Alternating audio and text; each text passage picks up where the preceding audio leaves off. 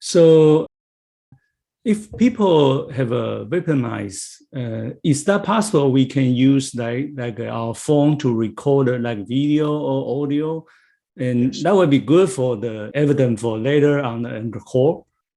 Yes. So I think that if someone suspects that they're the victim of a hate crime, or someone sees what looks like a hate crime happening, there's a few things that I would suggest. One, if you are a witness and you see someone yelling and screaming at someone and calling them dirty and racist names, if you think it's safe, one thing I would suggest is simply to stand next to the victim. You don't have to say anything. Just your presence standing next to the victim sends a very strong message of support for the victim, and it also sends a message to the perpetrator that I am standing with the victim. Now, if someone starts punching or hitting, then please call the police, and the police will respond. One of the things about hate crimes is they are very underreported. Often, victims of hate crimes do not call the police or the DA's office because they blame themselves, or they feel ashamed, or they think no one will care. And in many of the hate crime cases that we filed in my office, it was witnesses and bystanders who called the police.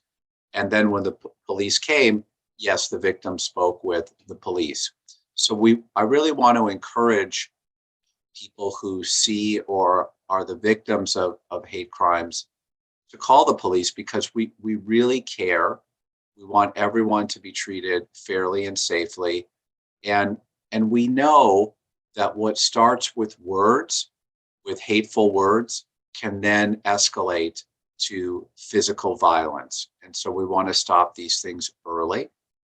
And one thing I want to share with your readers is that when we prosecute and convict someone who has committed a hate crime, in addition to sending the person to jail or prison, one of the things that we require is that when that person is released back into society, that they volunteer for an Asian American community service organization, and that they take classes about the contributions of Asian Americans to our society.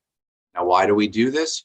Because I'm not only trying to hold the hateful criminal accountable, I'm also trying to change his heart and his mind, so that today a person that says something hateful to an Asian American will be held accountable and will learn and be educated, and in the future will not say those things and may actually be an upstander, a person who helps if they see someone being attacked because they're Asian. So those are the different ways we try to address this problem. All right. Thank you very much.